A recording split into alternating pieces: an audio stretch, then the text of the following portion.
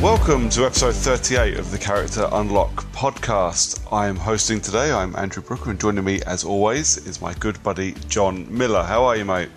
The ever-present John Miller. The ever-present, the always-present, the won't-leave-me alone John Miller. Hey, you're the one who follows me everywhere. Well, this is true. Yeah. I'm good. How are we today, Mr. Brooks? I'm good, mate. It's middle of half term, so I've actually got a couple of days off work now, but means I'll actually probably be working harder for the next couple of days than I would be if I was in the office. Yeah, well, we all know what we get up to. Yeah. But yeah, I'm all good, mate. I'm all good. I've had plenty of time to play games, which is a nice change. It's a surprise. Yeah. I keep missing out on cinema trips to play games, though, so I'm starting to miss some of my films at the moment. Nah, it's fine. You don't need films. I need my films. I missed out on seeing I, Tonya the other week because we got some review code for a game come through. Yep. And I wanted to play that and instantly regretted it. I should have gone to see I, Tonya. Yep. Margot Robbie is cute. Margot Robbie is Harley Quinn. That's all that ever needs to be said. Ever. Actually, she's better as Harley Quinn in other films than when she was actually Harley Quinn. That was the weird thing. I quite liked her in Wolf of Wall Street. She was excellent in Wolf of Wall Street. That's helped she was walking around naked for a lot of it. Yeah. Or some of it, at least. All of the bits that are worth watching. Yeah. Anyway, a gaming podcast. A gaming podcast, yeah. Let's not talk about films too much. I've got an empty house, mate, because I've actually sent the wife off to the cinema on Valentine's Day. I said no films.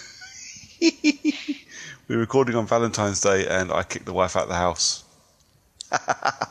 Makes sense. She doesn't want to listen to you bitch and moan about the stuff that you've done and not done.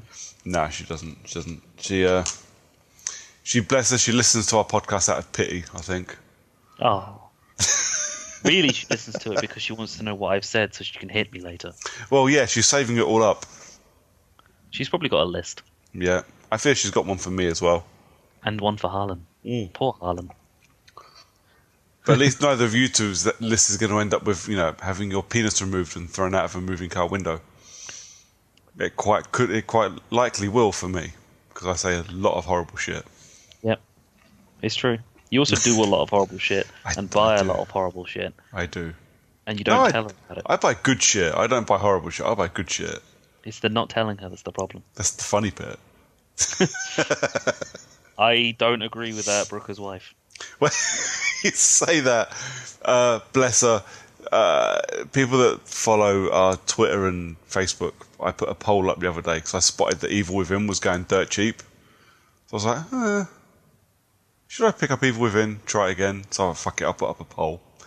And did she say no, don't do it because we need money? Well, bless her, she didn't vote on it. She just shared it after the poll had finished. And said, fuck you, everyone. And what she didn't even say a thing. Bless her, I think she was trying to help by just sharing it about a bit, which is awesome. But then she was surprised when Evil Within and Evil Within 2 were delivered yesterday. when the votes pretty much all said, yes, just buy it. Let it be known I said no, because they're not worth playing. I think Evil Within 1 cost me like a $5. And Evil Within 2, I think, cost me 14 quid. I was okay with that. Just more physical games that I can add to the list if I ever get rid of my Xbox. Yeah, I was going to say a pile of shame of physical discs is something that I've got next to me, and then I realised that this is definitely a list of stuff that I'm gonna sell. I've got like Roy McCoy's Golf here still, even though it's free on EA Access. I actually have a game that I'm going to talk about the sequel of later in the episode. A game I was supposed to give to my sister that then didn't. And I think that her mum's actually bought her a copy of it. A game that's had a spin-off game released since and a sequel since. A game that I only bought because it's a 4K available game. And the game you bought me. Because you're a bastard and trying to force me to play something I don't want to. I'm going to make you play a fucking Bethesda game if it's the last thing I do. Be thankful I bought you that, which you can finish in 8 hours, and not Dishonored, which it will take you 20 hours to do. Yeah, if you bought me Dishonored, I probably would have just taken it to a shop and immediately traded it in there and then. You can sit one day with Doom and just go, fuck it, I've got nothing else to do. Let's put Doom on for the day. I have Game Pass. That'll never happen. Actually, I'm going to talk about a game that I'm playing specifically because I had a couple hours and nothing to do, so I downloaded and played it. Oh, fuck you. Fuck it, let's move on then. Talk about, because we have a little bit news stuff to talk about. This motherfucker, an hour after I finished editing the fucking podcast, this news broke, and I just... These are the times when I fucking regret the fact that we're doing a bi-weekly podcast. Yeah. We should do an hourly podcast. Oh, yeah. Just basically just live stream our lives permanently. It works for YouTubers and Twitch streamers. So you say that. I was on the BBC website. It must have been yesterday. And there was a report, and it was simply titled, "Don't be a couple on YouTube." And okay. A couple of what? A couple of cunts by the time I got to the end of this. But it was just two people who played out their entire relationship on YouTube. Okay. Why? More importantly, why are people watching that? The same reason people watch other people play video games. It's because it's more interesting than what is currently available to them on live television. And they've probably run out of things to binge watch on Netflix. But watching YouTube videos of other people being in a couple, I don't get it. Because most of them, and I'm probably going to go to hell and people can lose a lot of listeners, most people don't have that for themselves because they're too busy watching shit on YouTube and not enough time going and talking to people in the real world. Put your phone down, go outside and talk to people. For fuck's sake, stop watching couples on YouTube. Mate, genuinely, these are the times when I feel really fucking old because I go, I didn't know this was a thing. I don't understand the pull at all. No. Just why? Anyways. I don't understand YouTubers. The only reason that I have any type of presence on YouTube is because it's an easy way of watching Simon Miller, What Culture, wrestling stuff. Yeah. Apparently that's the only reason I use YouTube. I don't even use it to watch our own videos, which I probably should because, you know. It's not like we put them up semi-regularly or anything. Exactly. No, I use YouTube for Jim Sterling and that's pretty much it. Oh, the occasional... Well, not anymore because I don't... I just hit my computer with my headset cable. I don't know why I did that. Because it's a bad computer and you wanted to punish it. Yes, I did. Needed to be whipped. Anyway. Because you live in the 50 Shades universe. Yes, I do. Just fisting everywhere. Everywhere I look, fisting. On that note, let's get back to the news that we started talking about. So, did we actually start talking about news? We didn't. I said news and then said podcast and then segued into cunts on YouTube. So... Yep. There we go. Yeah. So what was a couple of weeks ago now, by the time this episode comes out, Rockstar delayed Red Dead Redemption again. I love it. Months and months of us taking the piss and joking about it, and they actually fucking did it. Rockstar, I'm pretty sure we joked about it in that episode. I'm pretty sure we did, yeah. Rockstar went and fucking delayed Red Dead Redemption 2 again. And has a new release date for the 26th of October this year, which I assume it's been done on purpose, but it's actually the anniversary of the OK Corral, which I bet it wasn't even on purpose. I bet probably it was a complete accident. The most coincidental thing in the world is that they've just put it back. Because they can't have been actively looking around going, ooh, what events happened in Midwest in like the fucking 1700s? Well, if they fucking do that and there's no OK Corral in the game, I will be very angry. Yeah. But, so they announced a release date and then I think a few days later, so it would have been like middle of last week, there was a leak. A shitload of information coming, or features that come with Red Dead Redemption 2, including the buzzword of 2018. It's getting a battle royale mode. Yay! Just another reason for me to say fuck you, PUBG. I fucking.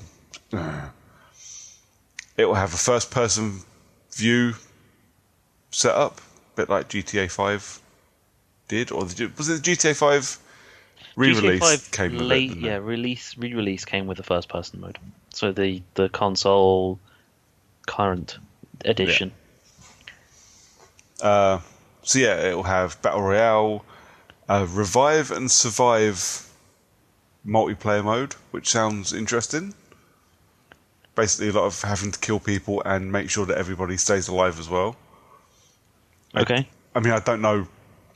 So obviously, someone dies, so you have to go and revive them to keep the game going. I don't know what the online community is like for a game like Red Dead Redemption 2, but I mean, a game like that would not last in, let's say, Call of Duty, because that would mean working as a team. Yeah, pretty much. Generally speaking, okay, people may not work as a team in GTA Online, but you play with friends more often than not, and it works. Fair enough. To an extent. So me and my friends, I mean, we only recently started to discover adversary mode, which has been around for a while. Yeah. Because we just happened to find one that was released very recently called Air Quota. It's basically gun game with helicopters. Okay. So actually it's with air vehicles in general. So you start off with one of the jets, you get enough kills with the jet, and then with your team, and your team then moves on to a different plane, which is a MiG, and then from the MiG you then move to a helicopter, which is a Savage or Savage, which is actually a Hind, and then you move to a World War II plane rather than a MiG. Then it's a Hind, and then it's the one that's delegated the Hunter, I think it's called, which is an Apache. And then you move to, I think, the Buzzard helicopter, and then it's a jetpack. Right. With rockets. So as you go through, it gets more and more shit as a vehicle, but it requires less kills the further in you get to move on to the next one until eventually you get a winner. And then after discovering Air Quota, we moved on and found Deadline, which is basically Tron bikes. Okay.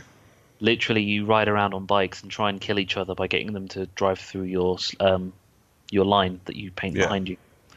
It's actually really fun. That sounds awesome. It's fucking brilliant. It's really hard because some of the arenas that you do it in don't have walls. Yeah. So you just fall off into the middle of nowhere. And there's a couple of other ones that have multiple layers. All right. So it actually ends up being really fucking difficult, but it's only 4-player. Yeah.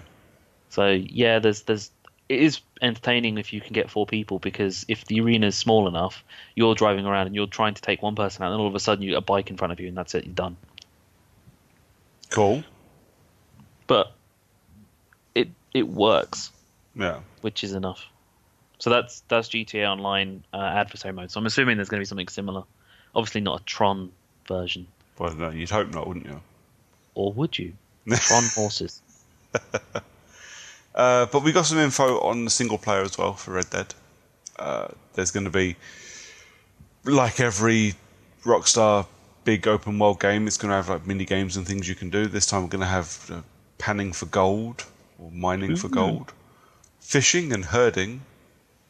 I'm pretty sure there already was a bit of herding. I'm pretty sure one of the early missions was you on the ranch. Yeah, pretty much the very first and the second to last mission are you herding sheep or cows or something. Cattle. I don't know. It's been a while since I've played Red Dead. Oh, and then there was the thunderstorm, which you had to herd them through the thunderstorm, and it was apparently difficult. Yeah.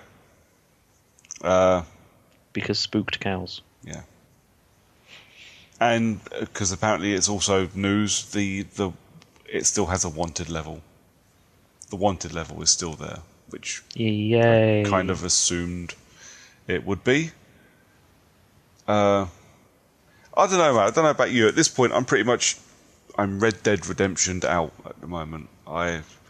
We'll probably pick it up when it comes out, but I'm finding it hard to get excited for it after all these delays that we knew were coming. And to be fair, is there a reason to actually be excited about Red Dead? It's a game that we know is coming. It's a game that we know people are going to buy. Yeah, for me, not really. I don't really rate Rockstar games. I loved Red Dead Redemption. I thought it was great, but Grand Theft Auto, an outstanding story. Yeah, but that was the difference. But Grand Theft Auto as a whole has been very, below average for me. Beige, bland, boring, grey. Yeah, it has been very grey. I tried so many times. I've never finished GTA 4 or 5, and I tried several times to do both, and I got so bored. I just couldn't do it. You didn't go bowling enough on GTA 4, that's why. Fuck bowling. just fuck bowling. So no, not really excited about Red Dead. I'm sure it will be great, because the first one was great. I will grab it at Christmas. I'm in no rush. Add it to the rental list. Yeah, pretty much. Just wait for it to eventually arrive at some point. Yeah. The other bit of news, now this one's much more recent. This one only happened like today. And I couldn't fucking believe it when I read it. So, THQ Nordic, who used to be Nordic Games... Before they bought themselves from THQ when THQ died a horrible flaming death. Well, Nordic Games were Nordic Games. They were just another company. They were another distribution company, another publisher. And when THQ died in 2014? 12? I don't know. At some point. No, it's 12. not been that long ago. 2012. Yeah. So...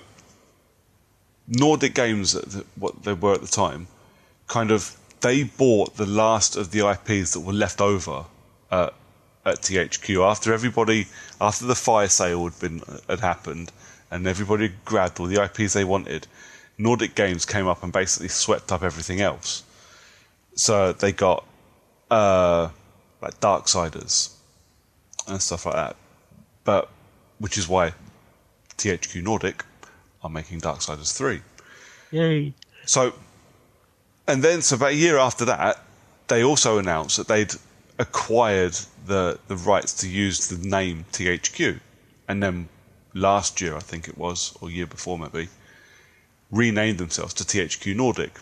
Mainly for marketing, because people know who THQ are, and especially when you're doing game number 3 in a series where the first 2 are labelled THQ, you can get extra money for people buying Darksiders games again, things like that. But the big one, when THQ went down, the big name to come in was Koch Media, or Koch Media, or I don't know, pretty sure it's Koch. Koch. Koch Media. Yep. Who own Deep Silver. So Deep Silver, obviously, they're everywhere at the moment. They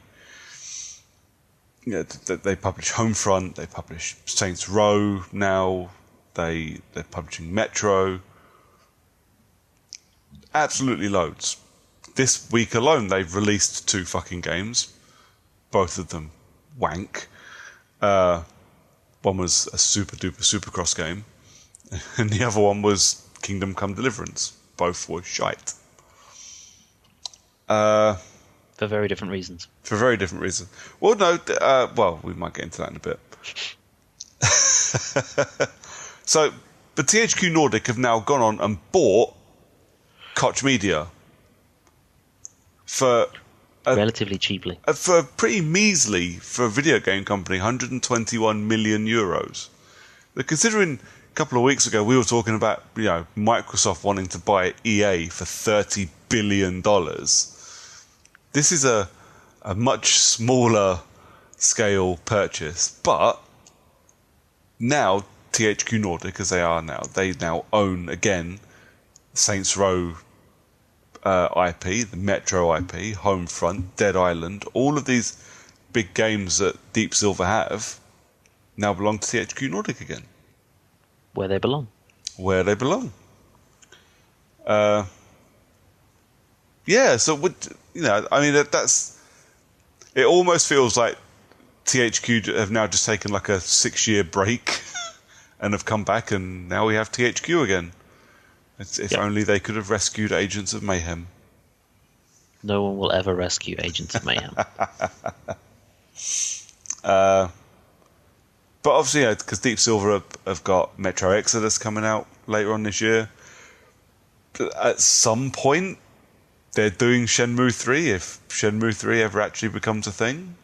So, I think considering how cheap it was, I think it's a big buy, a good buy for THQ. And yeah, I was quite impressed. And THQ is just one of those names that kind of has been around for so long. I was really sad when they went down. It's part of the furniture now, really. Yeah, I was quite gutted when they went under.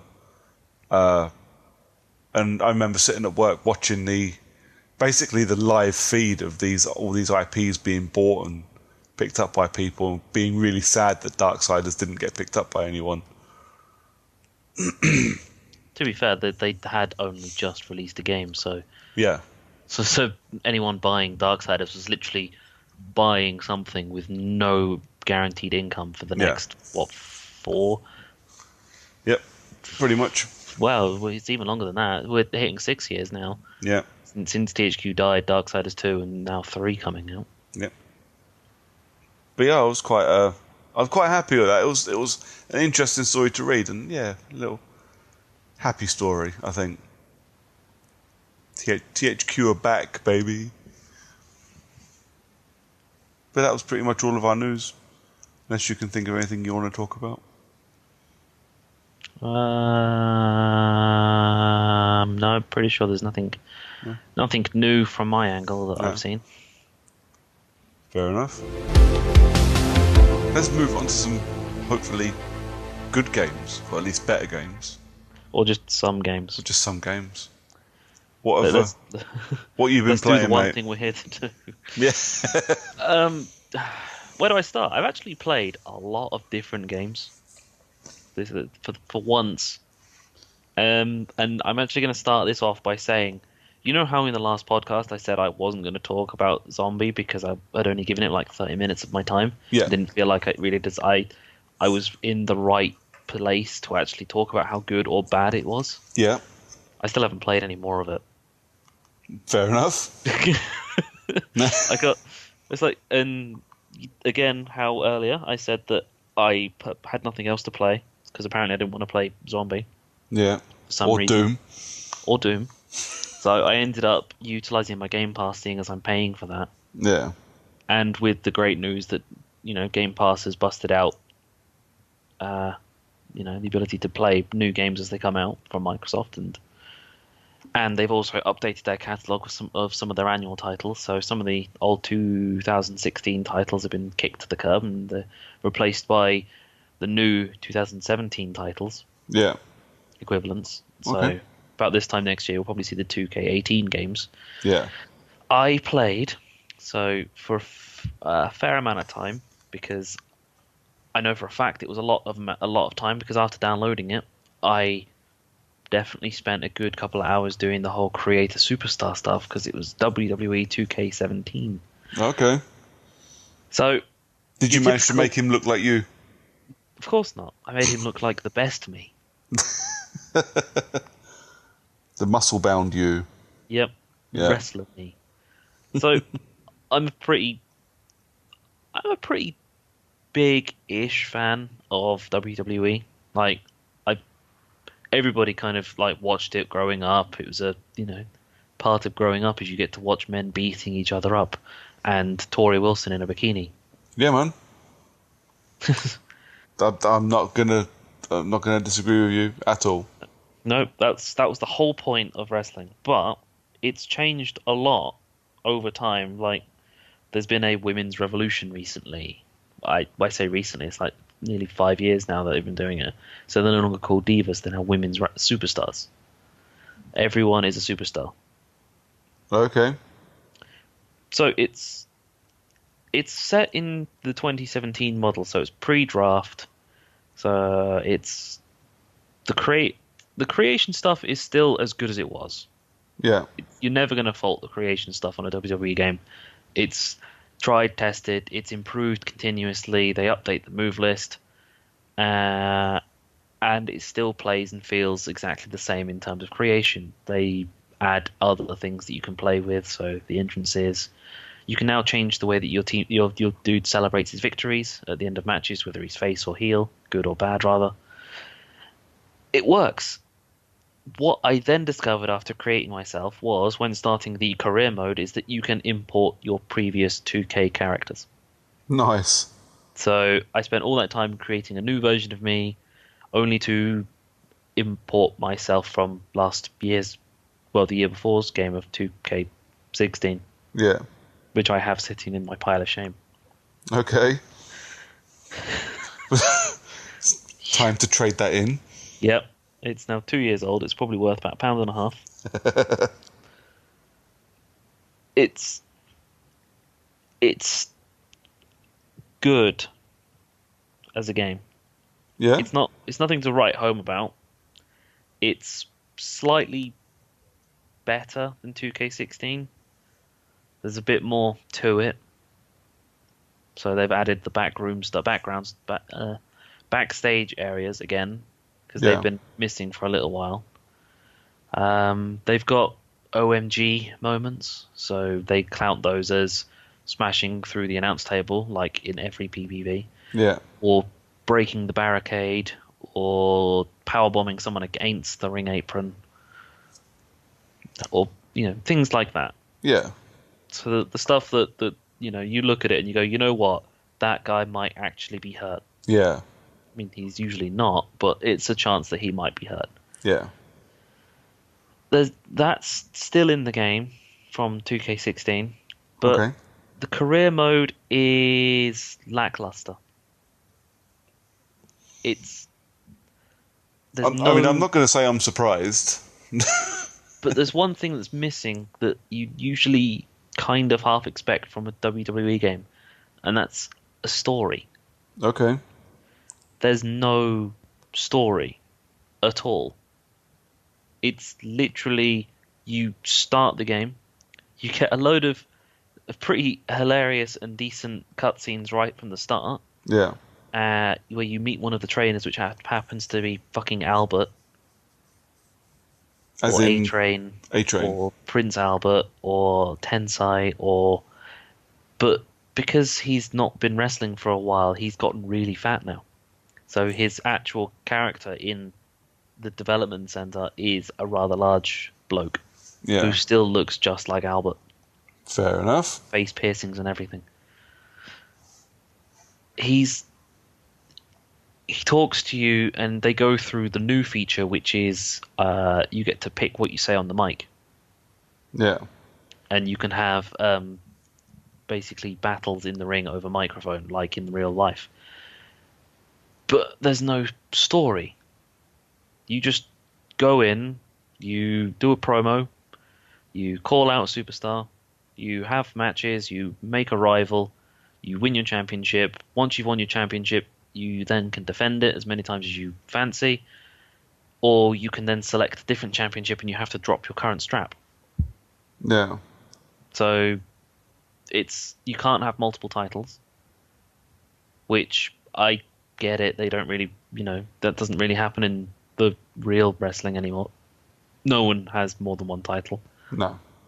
Which is a shame, because sometimes the best storylines involve a dude being the tag team champion and having the world championship while his partner has the intercontinental at the same time, and they're just sort of the two top superstars, like with Triple H and Stone Cold when they did it for a while. Yeah. That was a really good fucking storyline, but because there's no story to the game, there's no reason to do any of that. It's literally compete, climb the rankings, which has no direct link, as far as I can tell, to what it is that you do in the ring. Because I think I'm in the tag team division, going for the tag team titles, and I've had maybe 2 tag team matches. The rest of the time it's just singles competition. Yeah. Not even against people that are in the tag team division. It's just like Kevin Owens and just random people. I think I've actually had a couple of matches against John Cena. Okay. I've had more matches against John Cena than John Cena had in 2017. Fair enough. I watch wrestling kind of piecemeal, so I don't know if that's a high number or not. John Cena is moved to being a part-timer now. Oh, okay. He's like turns up maybe whenever there's a main event, so a main pay-per-view rather. So with the Royal Rumble having just happened, yeah, he competed in the Royal Rumble. I don't think he competed much beforehand. And he's doing a fair amount of work with Raw because of the Elimination Chamber and then the WrestleMania. Okay. But once WrestleMania happens, he's probably going to go off the screens until Survivor Series or SummerSlam. Well, he's busy making a fucking Transformers movie. And being the voice of a weird bull. And hosting every fucking Kids' Choice Awards or Teen Choice Awards or doing 500 plus Make-A-Wish things. Hey, you can't rag on a guy for that. No, you can't rag on a guy for that. That dude has done more Make-A-Wish stuff than literally anyone else in the world. Yeah.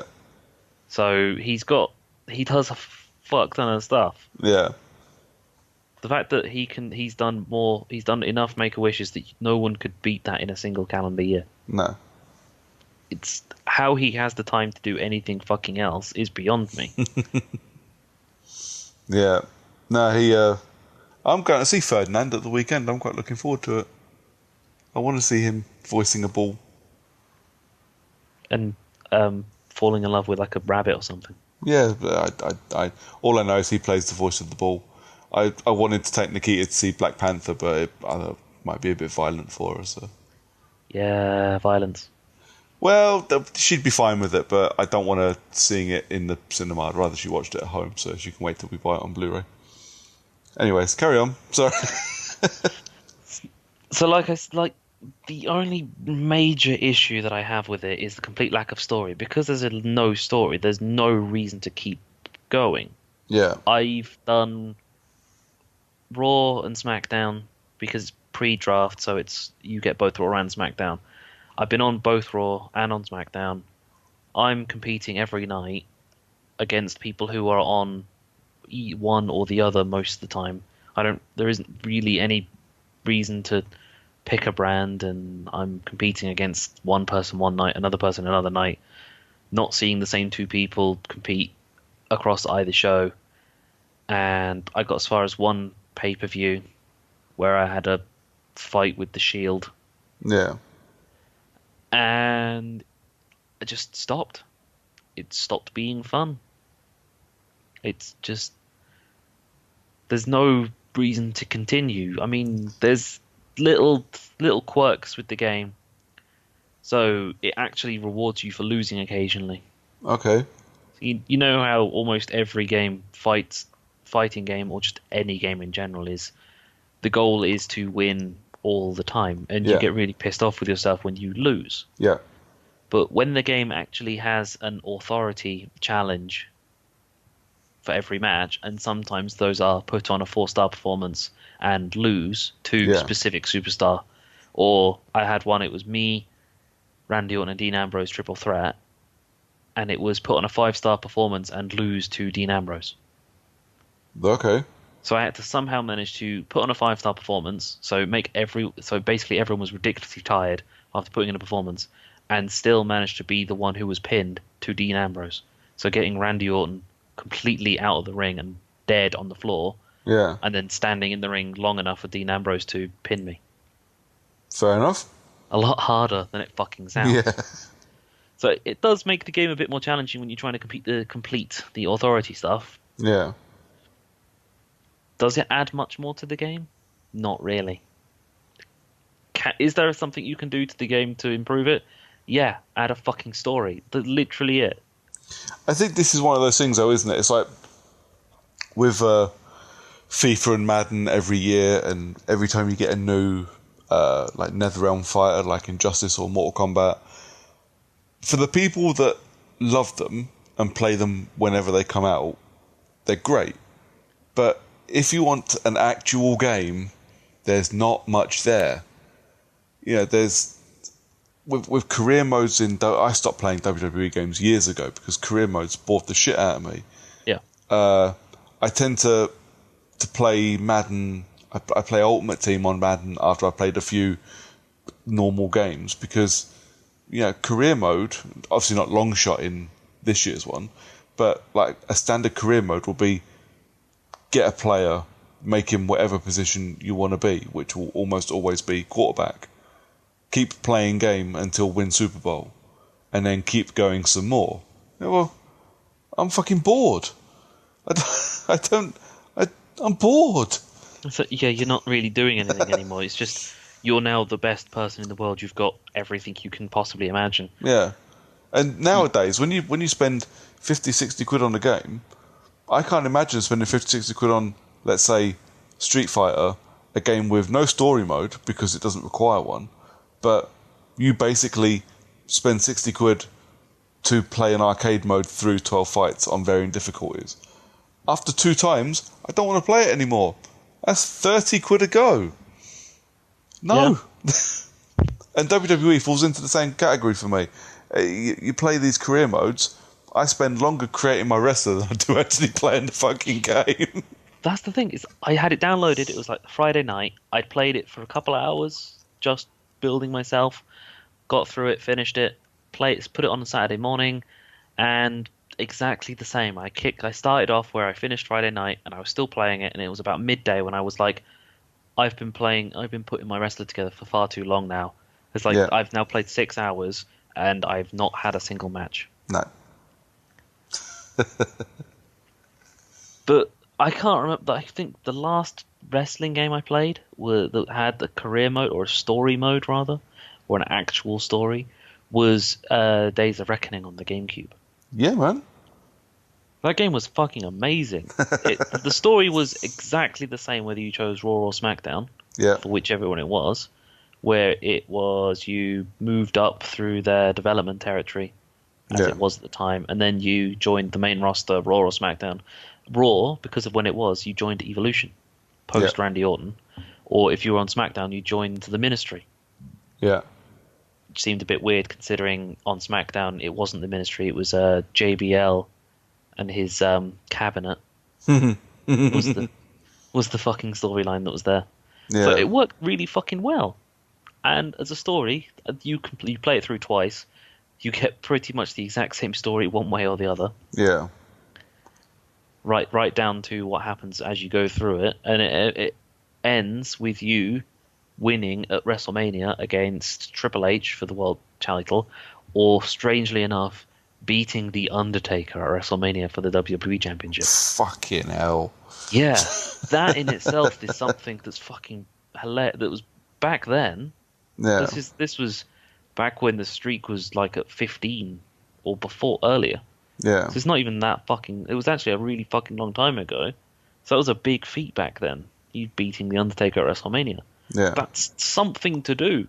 But as soon as you finish the story, as soon as you'd done WrestleMania, because it was a path to WrestleMania, it was the whole point of it. Yeah. So it starts at SummerSlam, and then you finish at WrestleMania with a story, cutscenes, people talking. It was good. Yeah. Now, you get the promos. You don't even get I don't even think the characters have voices. I'm trying to think. A-Train had his voice in the game. But during the promo tutorial, you're up against Enzo Amore, who doesn't talk. You only get subtitles, I think. And you get interviewed by Renee Young, who's the interviewer. And she actually has lines and talks in 2K16. I've had one interview from Renee Young and she didn't say anything. It just subtitled, like just text on the screen. Wow. Yeah. We've actually gone backwards a little bit. Yeah, a little bit. Fucking hell. Yeah. Jesus. Now you can see just disappointment that was 2K17. So it's been out for a while. It's on Game Pass. It's not really even worth it now. Fair enough. Even free. Well, the free that Game Pass is, it's just not worth your monthly spend.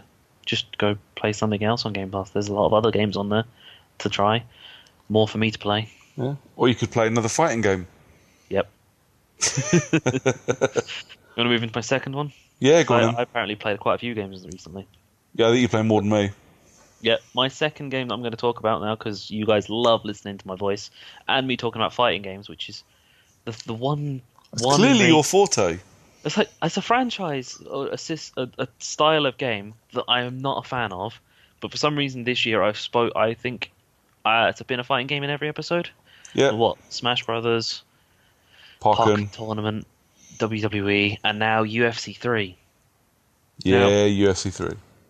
UFC 3, we're gonna probably put a video together for on YouTube for one of our Let's Plays, Yes, we are.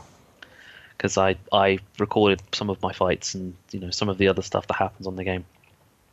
Now, UFC 3, I'm blessed in that I've got EA access, because a 10-hour trial is probably enough time to play and finish the game. Oh, God. Has it let you finish the career mode in that Yeah, trial? the career, I've got 4 hours left at last time I turned it on, when it gave Yeah. me a warning saying how much longer I had left, and I was penciled in on my rivalry with Michael Bisping Yeah. for the title.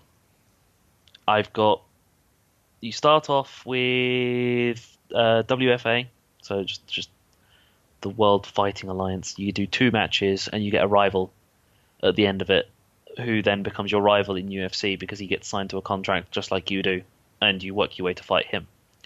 Then you get someone else. I think it's Uriah Hall Okay. as your next one. Yeah. In the weight class that I'm in, which is middleweight. Then it's the guy who is currently in 5th in the rankings becomes your next rival. Okay. And then you have a rivalry with you're the champion, basically, and you work your way up to becoming the next, well, the champion. And I don't know what it is that you do afterwards, obviously, because I haven't got that far. But as part of the career mode is GOAT status, Yeah. and in there is a big list of things that you can do in order to become the greatest of all time. Now, one of those things is getting 15 KOs. And considering in my first professional fight in the UFC game, I got a KO in less than 10 seconds. Nice. Yep. And since then, I've one hilarious thing that I've discovered is that it doesn't matter how good or bad I'm doing, I can get a knockout based on my opponent being a complete fucking moron in the octagon. So there are certain aspects to the game that I absolutely just can't do. Okay. And that against the AI, and that is defend grapples. Yeah. Because for some reason the instructions for defending a grapple is pull the block button and press down on the thumbstick. If you do it too early, it doesn't register that you've done it at all. Yep. If you do it too late, you fail. Excellent. The middle ground is literally like a second. Yeah. Against the AI. So I've only managed to block like 5 takedown attempts since I started playing it. Okay. And I go up against mostly wrestlers so far. Because I'm in the middleweight class, everyone goes into a fucking clinch or takedown as soon as you start beating them a little bit. Yeah. That's pretty much how most MMA fights go. It's like, I'm losing, I'm gonna bring them into a close range. Yeah. Normally I'm pretty good at keeping people at reach, but especially earlier on when you don't have enough stuff unlocked. Now I've unlocked enough stuff, it's a lot easier to keep people away. But it's just fucking brilliant. As you'll see in the video when we put around to it, most of my fights end with me in a dominant position and punching them in the back of the head on the ground until eventually they just die on the floor. Okay. Quite hilariously too. It's like they're on their fucking arms and knees, Yeah. and then as soon as they get knocked out, they just go flat. Yep. Like completely unnaturally, just like half pop up in the air and just die flat. Speaking of someone that's been knocked out in a cage, yes, that's pretty much how it goes. It's just like just pop up and just gone. Not even like just they're knocked out, so then they just sort of like go no and just keel over. They just pop up in the air for some reason. Yeah. So Now that I'm a lot further in and I've unlocked more moves, it's a lot easier to not button mash the same combo over and over. Okay. So earlier on, I was literally just doing jab, jab, and then hook pretty much constantly. And that's almost exactly how everything went. And until eventually I started to pick up different kicks, and I've got Superman punches, and I can do a cage knee now. Yeah. It's actually quite funny. I had one of the guys that I was up against was wrestler style. And actually, it might have been a jiu-jitsu. It was somebody, and they went in for a clinch, and I managed to press the cage knee at the exact right time. And as Yeah. he leaned in for the clinch, he caught my knee to his chin and went down immediately. Nice. Didn't record it though. Really fucking annoyed that I didn't record it. Yeah. But as the game's getting harder, I've had my 15 knockouts, Okay. so I'm now the GOAT of knockouts. Because apparently 15 is enough to become the greatest of all time. Apparently no one's managed to get 15 knockouts in their career. Okay. Somehow, the entire way through UFC, with some of these people who've got a ridiculous number of wins, no one has managed 15 KOs. But the best part is, I have 15 KOs, 0 submissions. Nice. Do you know why I have 0 submissions? Because you can't do submissions. They're fucking hard. Yes, they are. The mini game for them this time round. I don't know what it was like in 2, but the mini game this time round, fucking hard. Yeah. Especially against the AI. Yeah. So the one in 2 was a bitch. You get 4 gates for the 4 different directions of the thumbstick: left, down, right, up. So you move the right thumbstick. If you're in attack, or if you're defending, trying to get out of it, you need to get the gate to the exit in one of the 4 directions. As you're the one doing it, your intention is to block them. So if they're pushing right on the right thumbstick, you push right and it stops. So they push left or up or down.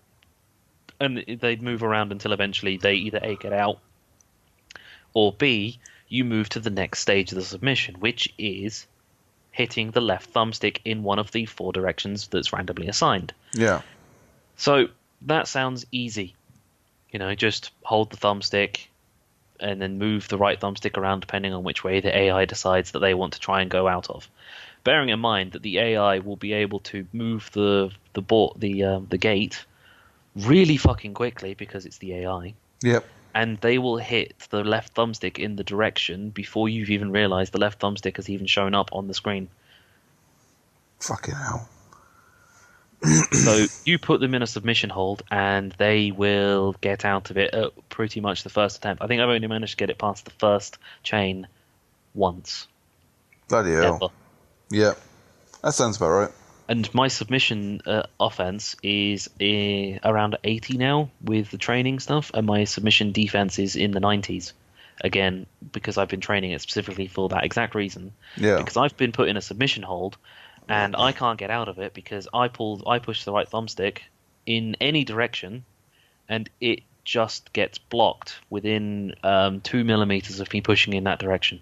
Doesn't matter which direction I push, how quickly I move around, it's blocked almost immediately. And then I'm so focused on trying to get out, when the thumbstick appears, I just hit the left thumbstick in whichever fucking direction is randomly I just pick, whichever one I can push it in quickest.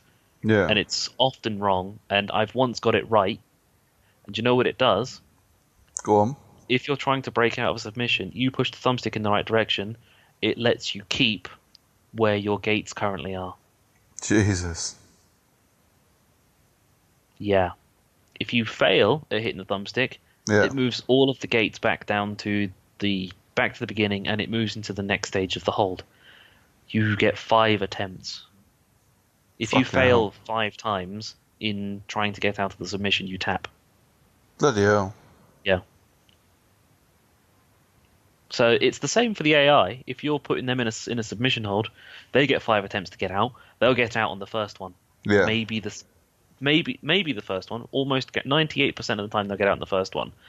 The other 2% of the time they get out on the second one, because you don't have that kind of luck twice in a row. No. You can't. It's later on, I did a bit of digging into it, and apparently they have simplified submissions where you can literally just spam the A button or the X button on PlayStation. Faster you hit the A button, the better the AI works for you, because it's you press the A button and the AI does the submission hold for you. Okay. The faster you hit the A button, the better the AI is at getting the submission done. So even then, it's still like possible that you won't get the submission through. Wow. I'm just looking at it going, why even bother? just take the fucking mini games out of it. Yeah. Change the mini. This is one thing I will give WWE games, is that they've managed to sort their submission holds. Yeah. So their mini games with submission holds are really fucking good. Yeah.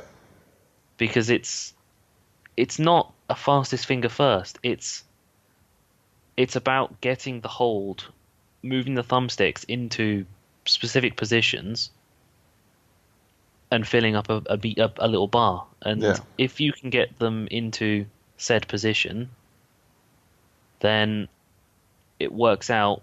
And if you can get them into said position quicker than your opponent, then your meter ring fills up quicker than theirs does, and then they either A, tap out, or B, get out of it.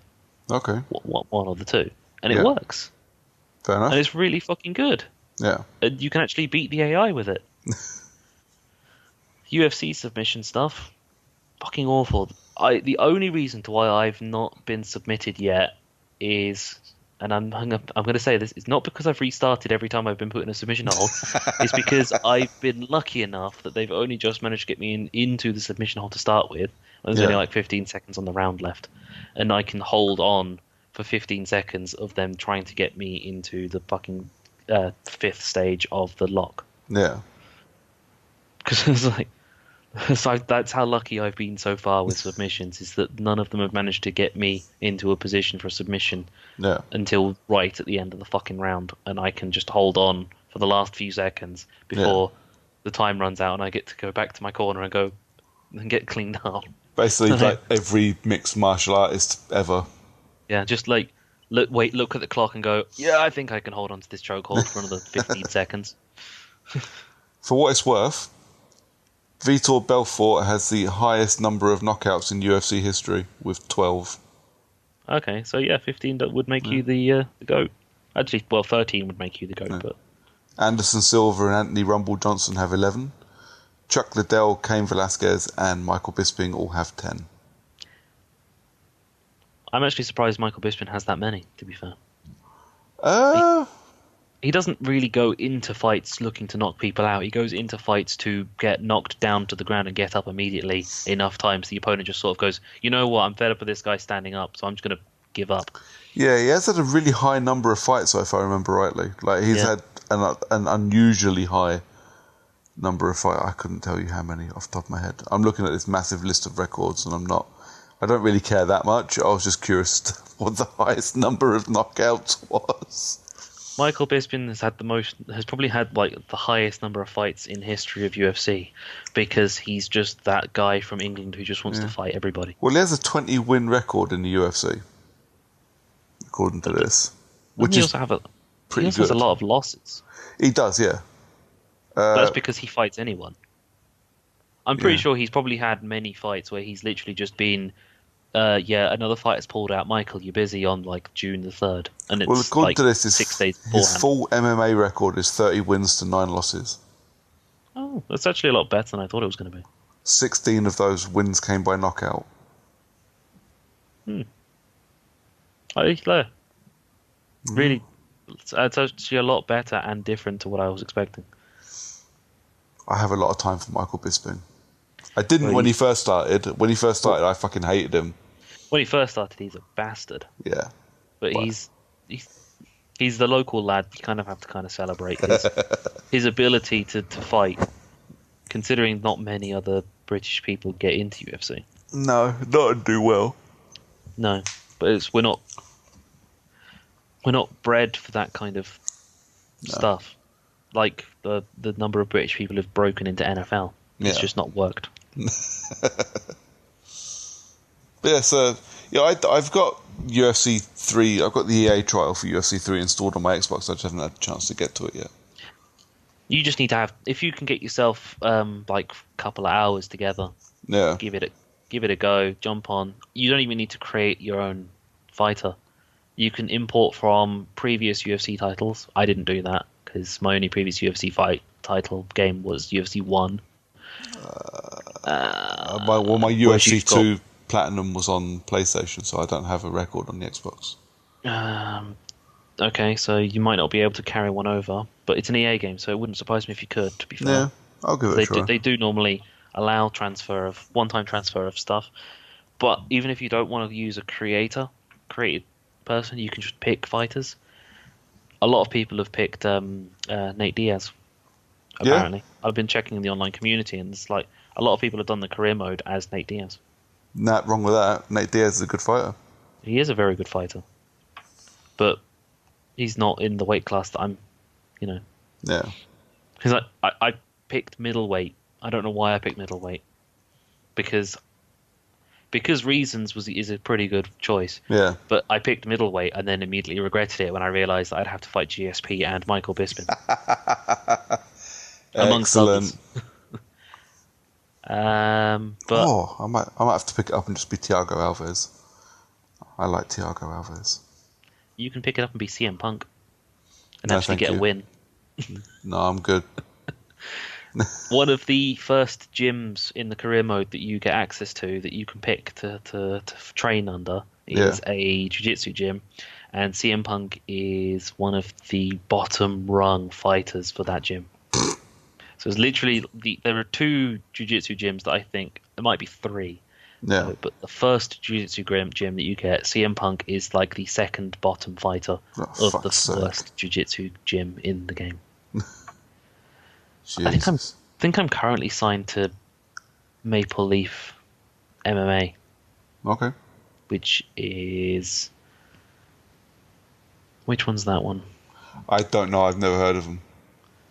I think it's been a long time since I've spent any time following UFC and their fighters. I don't have time to watch it. Well, I can't be with the number 1 gym in the game because Michael Bisping is a fighter. Yeah. And he's my current rival. But I think I'm the one that's below GSP. Because GSP is the number 1 fighter at one of the gyms. Yeah. Okay. But it's good then, yeah? It's worth having to go at. It's worth playing for the 10-hour trial. It's not worth buying unless you really like UFC, because once you finish the career mode, and there is stuff to do after you win your title. You have to defend it because once you finish the career mode with the title wise, then you kind of like look at the GOAT stuff and you think, you know what, I think I might try and finish off the GOAT list. So you get your 17 submissions, get your 4.2 million followers, and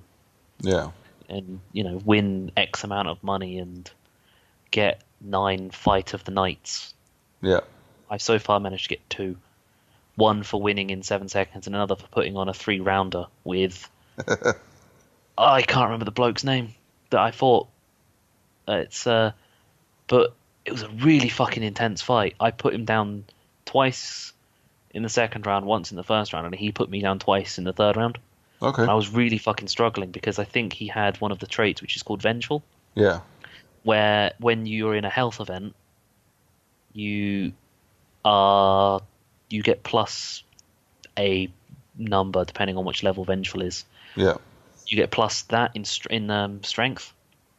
Okay. So, and because I put him down 3 times already, when we went into the third round, every time he hit me, he was putting me fucking like really heavy damage. Yeah. It's like I couldn't do anything. I had to block all the time.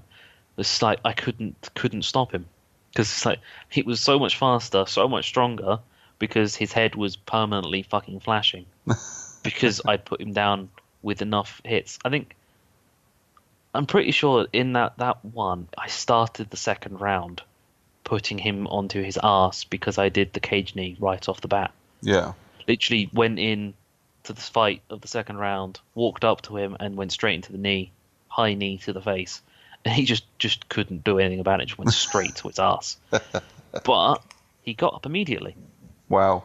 I couldn't. It's like you expect, like you just put someone on their ass, you can just dive on top and just start wailing on them.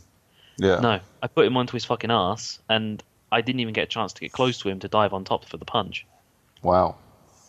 But I've had a couple of times where I've put someone on their ass, and I've proper dived into the fucking punch. Yeah.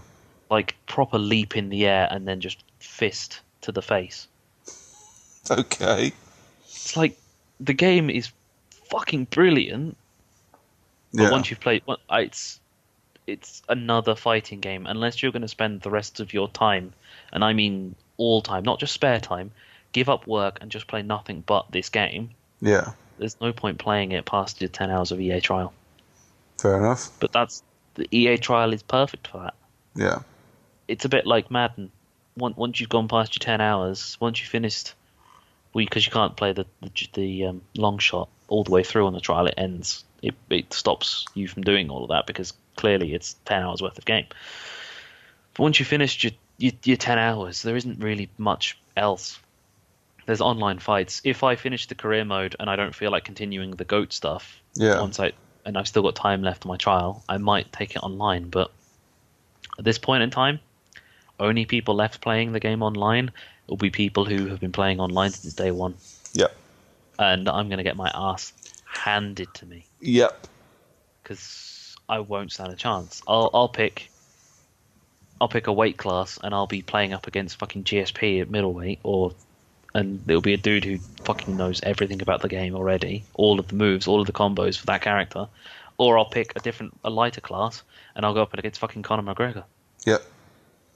Telling you, mate, the only reason I managed to fucking platinum UFC 2 is because I'd done it on the day it came out. Yeah. And the online fights I had to do, nobody else knew the game, so I managed to luck my way through it. Yeah. Biggest issue with EA games now, though, you buy it on Xbox and you get your EA Access stuff, so you can play it. You play it like 5 days before everyone else. So if you don't have EA Access, you're going to be buying it on the day of launch, and you're going to be playing against people who've had it for 5 days. They've done their 10 hours, and they're just sitting there waiting for you. Yep. Literally waiting in the online for the people to come on with their brand new, fresh, just going to learn the game, haven't played a UFC game before, going to play it anyway, against a dude who's got 10 hours of experience of beating people to death. Yeah, I would stay off the online if I was you. I can't. I'm just not. So that's two of my games that I've played. I've got two more. Two fucking hell. Okay, well I'll do. I tell you what, I won't. I'll save one of them for a bit more game time playing it. Fair enough. I will talk about another one. So I will really briefly then start off, because I've got two to talk about. I'll really briefly talk about Monster Energy's Supercross, the official video game. It's shit. It's utter shit. Back to me. Yeah. Well, there's like I said earlier, there's a review of it on our YouTube page. It's basically me playing this fucking game for 20 minutes. Well, I played it for 6 hours, 8 hours, something like that. But it's basically 20 minutes of me riding a bike and crashing into walls, and somehow still being able to finish the career mode. It's utter shit. Looks like shit. It plays like shit. It's boring. It's uninspiring. It's absolute wank. No. Don't play it.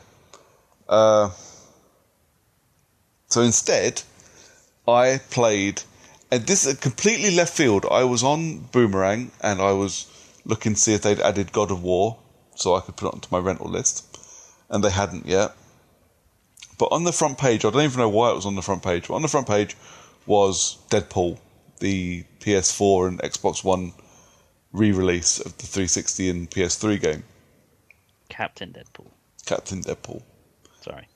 Made by High Moon Studios, the guys that made Transformers, or Transformers something. I can't remember what it was called. War for Cybertron. Fall of Cybertron. No. Something about Cybertron. Both of those are correct, I think. Oh, wow. It's not often I'm correct. So just randomly I said, oh, fuck it, I've got nothing in my list. Haven't played anything for a little while. yeah, I'll stick that on my list, and if I get time, I'll play it. And I finished it in 2 sittings because it is so very fucking good. So it's Deadpool. You play as Deadpool, and you have a contract. You do Deadpool-y things. Yeah, you have a contract to kill somebody, and you go to kill him. And Dr. Sinister? Mr. Sinister? Something Sinister. I think it's Mr. Sinister. Yeah. Turns up and fucks it all up for you. So you go after him. And basically that it's like 6 hours of you chasing after this guy and killing hundreds and hundreds and hundreds of clones in between you and him as you go through sewers and prisons and destroyed islands, and it's just Deadpool. But it's so fun, and it was a nice change to just kind of sit and just button mash my way through some combat, slap Wolverine for 5 minutes just to get a trophy. Just brilliant, absolutely brilliant.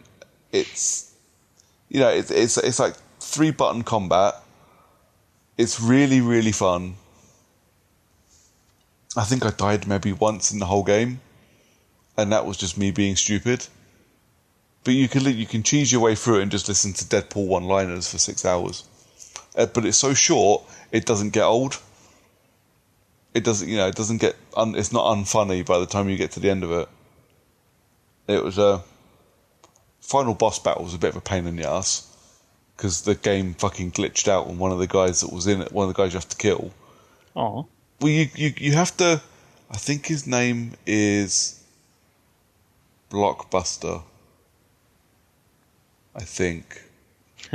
And basically, to beat him is half a quick time event. You have to wait for him to run at you, and then you hit circle, and you do like a little counter and shoot him, and then you can swipe at him for a bit. He done that, and he ran at me, and then he got caught in some scenery, so he never ran again. He just kind of stayed there. And I spent 15 minutes trying to figure out if I could still kill him. So I ended up throwing stun grenades at him, and every time it stunned him, hit him with my sword a couple of times, because he was the last person I had to kill, and I was not going through all that shit again, because it wound me up. But yeah, quips all the way through, Deadpool-y type things, has very much put me in the mood for Deadpool 2 in a couple of months. Yeah. My game playing has been not a lot. I have a nice big list of games to play now. But, no, just Deadpool. Deadpool's not terrible. It's not. It was a fun game. And it was, because I'd played it before, I kind of knew what I was doing. It was just a game to sit and, just bang through for a bit. I really liked it. I kind of like just combating my way through. But it's no different to like playing, I don't know, Devil May Cry or something. You just hack and slash your way through level after level, and just slapping things around for a bit. Yeah, there's just more dick jokes in Deadpool than there is in Devil May Cry. One would hope. Yes, there definitely are. Definitely is.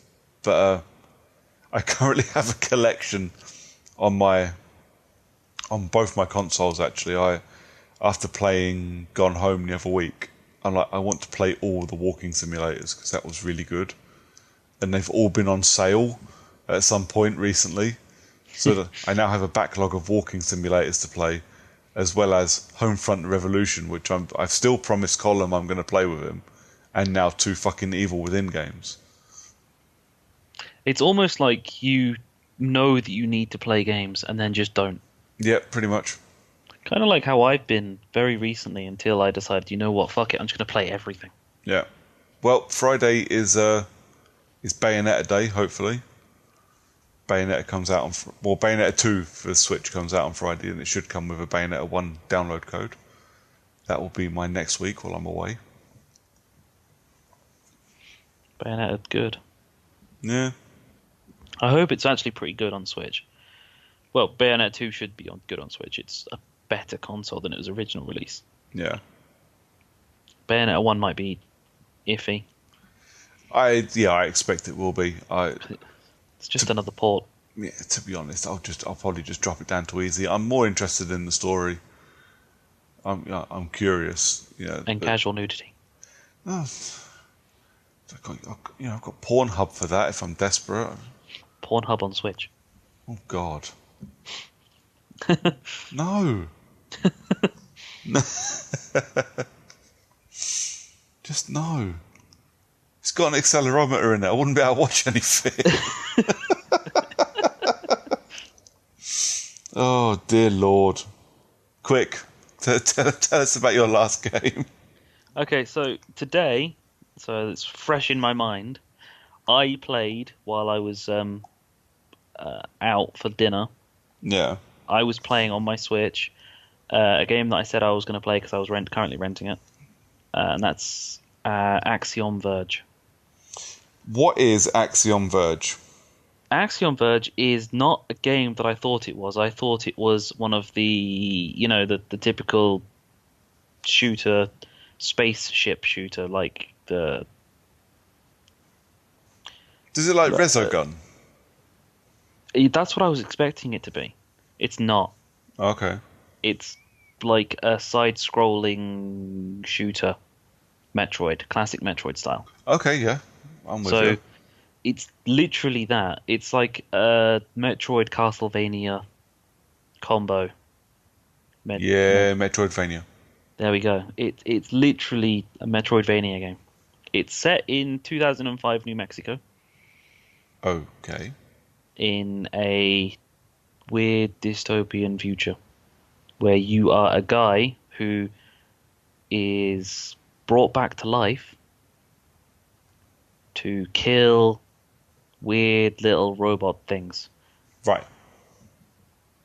Okay. The story is not really there or visible in any kind of way. It's fucking weird. Yeah. It's literally just throws you into the game. You get a text box of someone talking to your character. Your character then replies, and the text box then says there's a gun in the next room.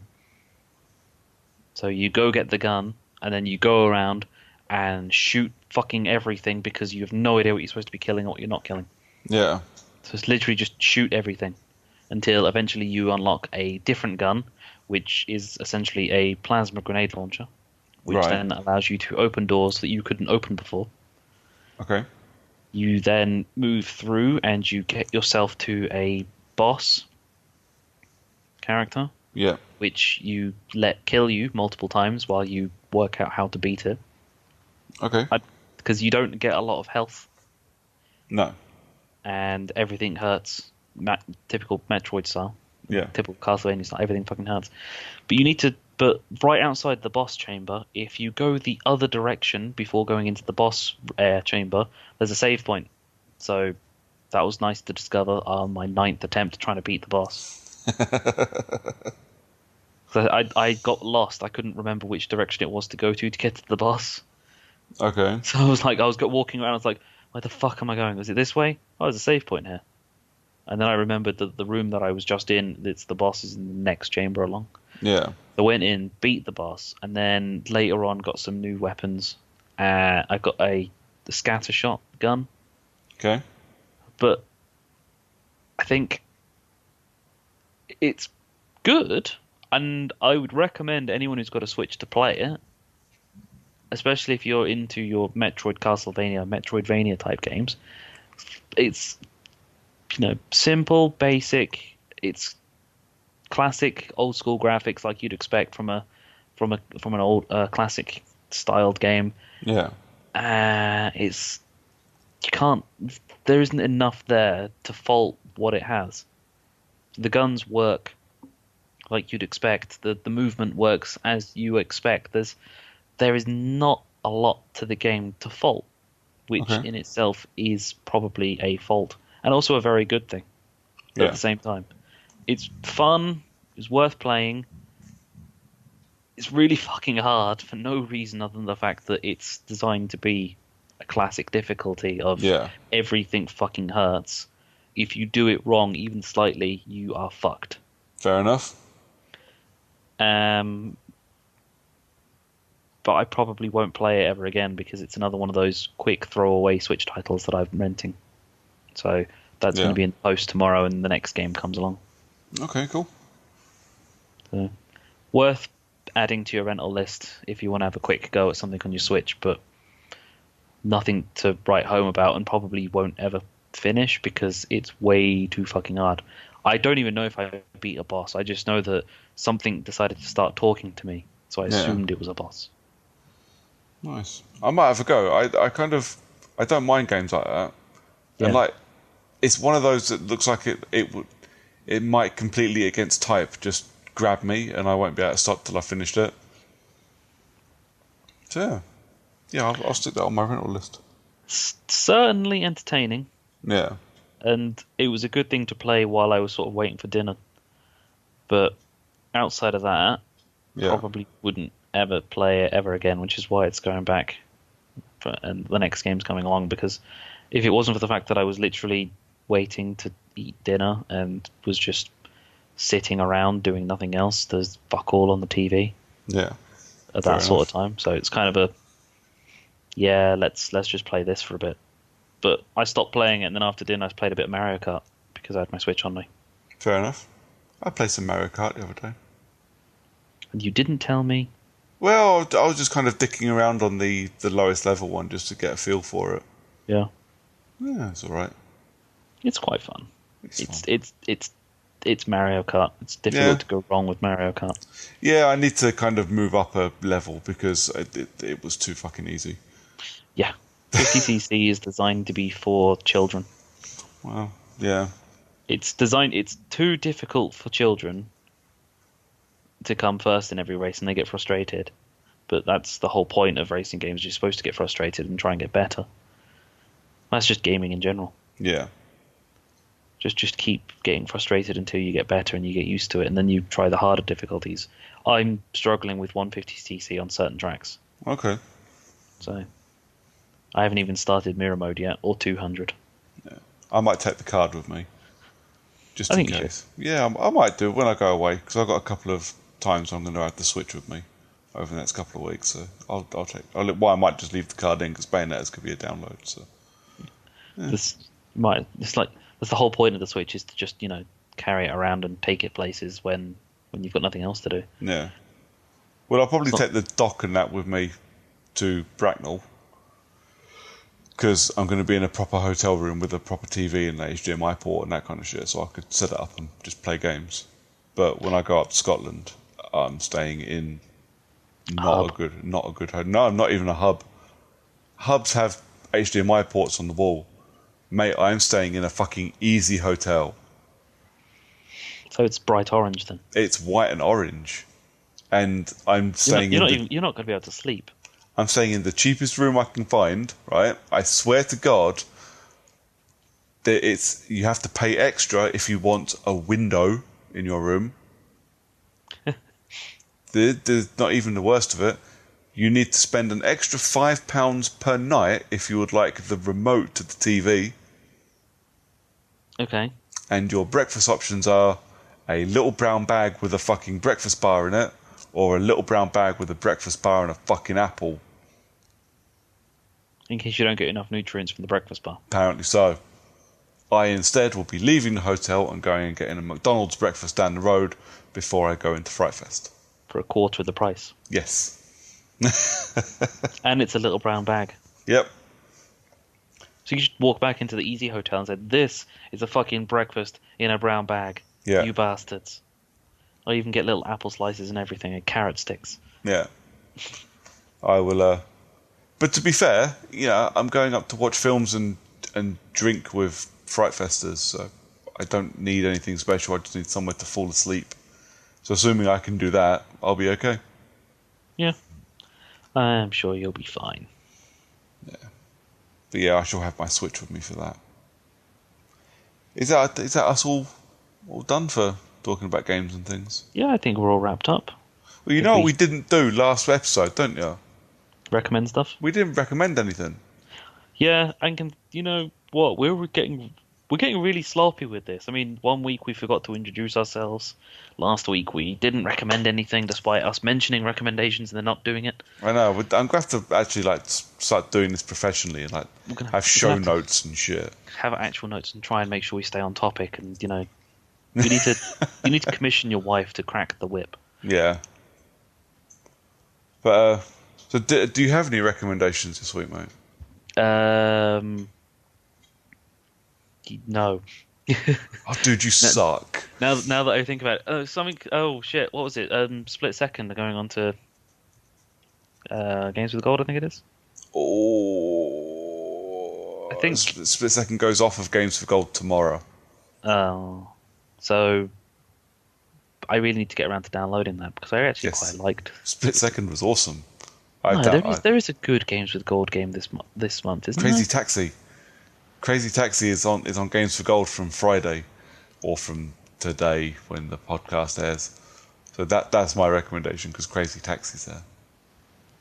I will not recommend Knack on the PS4. Oh yeah, Zombie and Split Second were this month, weren't they? Yeah. Isn't that Shadow Warrior or something due? Available. Oh, Assassin's Creed Chronicles India. There you go.